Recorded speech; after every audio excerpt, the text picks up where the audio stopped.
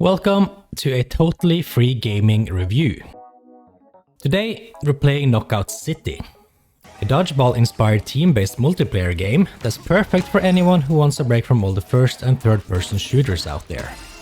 If your reaction timing is better than mine and you like having fun, then this is the game for you. Knockout City is available on PlayStation, Xbox, Nintendo Switch, Steam, and Epic Games, and it has crossplay between all these platforms. Before we get going, I would appreciate if you like the video and subscribe to this channel. It would help me a lot. The gameplay of Knockout City is quite easy to understand while leaving a lot to master. When loading into a match, your goal is simple. Use the different kinds of balls to hit the opponents more times than they hit you. If you're hit twice, you get KO'd or knocked out, and the opposing team scores a point. Score enough points and you win the match. Simple, or so you would think. Turns out this isn't so simple when the opponent has an arsenal of both defensive and offensive skills. Matches are relatively short and usually don't last much more than 10 minutes, and there are several game modes to get into. The Street Play playlist is a standard unranked playlist that features a plethora of game modes on rotation. The Team KO game mode is always present and acts as your standard team deathmatch. There's also a daily game mode that changes every day. These include 2v2 matches and even a small-time battle royale mode. There's also a featured playlist which seems to rotate weekly. Currently, this is set to a free-for-all game mode. If you want to see all the available game modes the game has, you can scroll through the private match list. Once you win your first 10 games in the Street Play playlist, you're allowed to enter the ranked playlist, where you can compete for additional season rewards by reaching higher ranks. A ball can be thrown in a variety of different ways. There's standard throw, which is done by simply holding down and releasing the throw button. The ball can also be lobbed to get over obstacles or curved to get around obstacles. This means your opponents are never safe, no matter how well they hide. And neither are you. Defense mainly comes down to two things: dodging and catching. Whenever a ball is thrown at you, you can catch it. This doesn't hurt you and the ball is now yours. The ball will also be charged, which means you can throw it right back at your opponent with increased force and speed, making it harder for them to catch. Your other defensive option is dodging. Simply dodge in any direction once a ball is thrown to disengage the ball's lock-on. For throwing, the game uses a lock-on feature. When you get locked onto, the edges of the screen light up to show you there's an incoming wall. This gives you the chance to quickly turn towards your enemy or dodge out of the way. I tell you, this is not easy once you're in the middle of a big brawl. There's also different types of balls that can be used. The basic ball is just a basic ball. The bomb ball has a countdown until it explodes, at which point it damages every enemy in a small area. The boomerang ball returns to you if you can catch it, letting you throw again at your opponent in quick succession.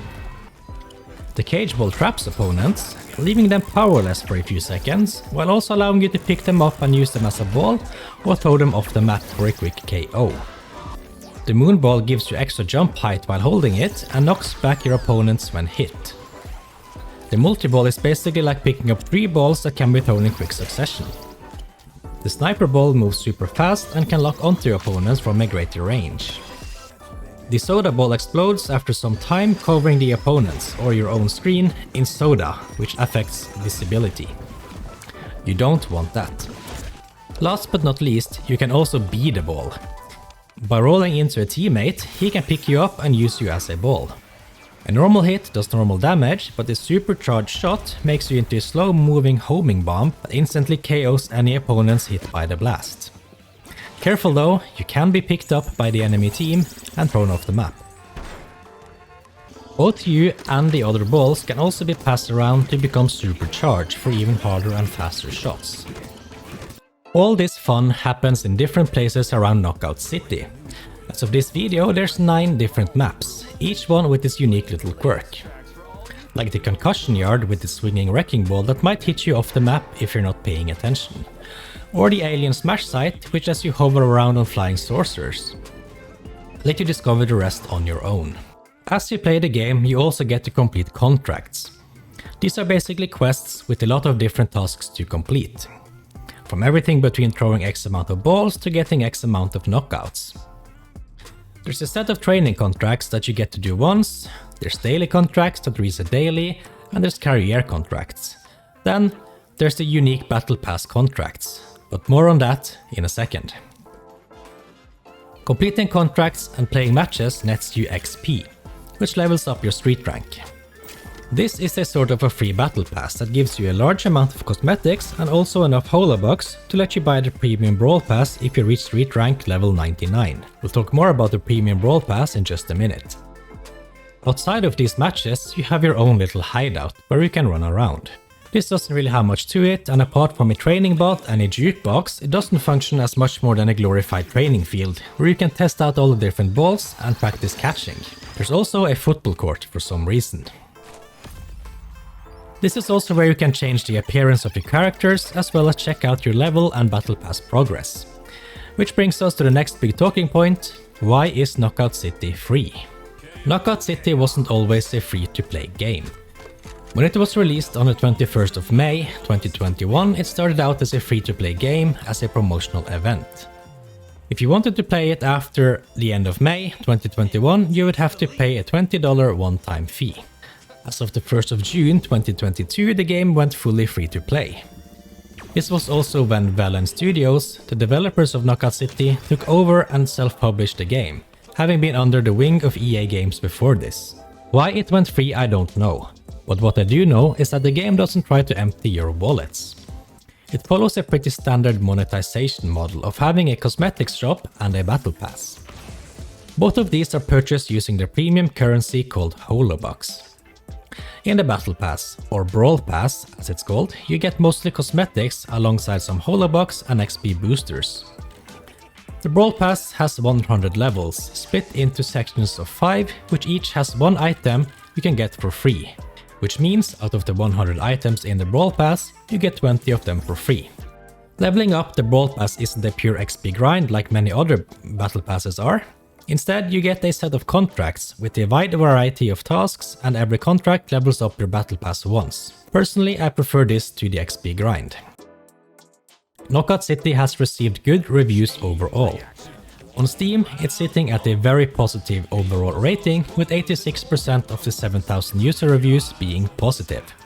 This is mirrored in the recent reviews, with 81% of 500 user reviews in the last 30 days being positive. On Metacritic, it has a score of 80 or above on all platforms from the critics, while the user score averages at 6.7 out of 10 across all platforms, with the biggest score being 7.2 on the Xbox Series X, the lowest score being a 6.4 on the Xbox One. The negative user reviews on Metacritic are all from 2021, when the game was still pay to play, so I'm not gonna go too much into those as a lot has changed since then. Recent reviews are all good.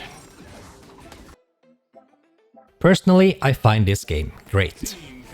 I've been brawling for a few hours and I've had a great time doing so. This game is a perfect example of a game that is easy to learn but hard to master. You can play it for fun, just to throw some balls around, or you can delve down and master the tricks and unleash some pretty cool combos. I was a little worried in the beginning that the low player count would ruin it for me. The first few matches I played had pretty much only bots in it. This changed quickly, as after my third match or so I started finding only players. It doesn't really get much more than 500 players at peak hours on Steam, but seeing as this game has crossplay between PC and all consoles, these aren't even close to the full numbers. If what I'm reading across the internet is true, the game is more popular on consoles than on PC. What this isn't though is a game that I want to sit down and play for hours. It is however great to just sit down and play a match or two, seeing as each match doesn't last much longer than 10 minutes. Get in there, throw some balls around and go do something else. I feel like a lot of people these days expect a game to keep them occupied for hours on hours without end, and can't appreciate games where that might not be the case. All in all, this is a game that deserves some space on your hard drive. It's fun, it's easy to get into, and the matches are short. If you don't mind a good grind, you also don't have to pay anything to get yourself the Brawl Pass, which is a good news for free-to-play players. Go download Knockout City and I'll see you in the streets. So that was Knockout City. If you're gonna play this game, or if you already have, please let me know what you think about it in the comments. This was totally free gaming. Remember to like the video and subscribe to the channel, and I'll see you in the next video. Balls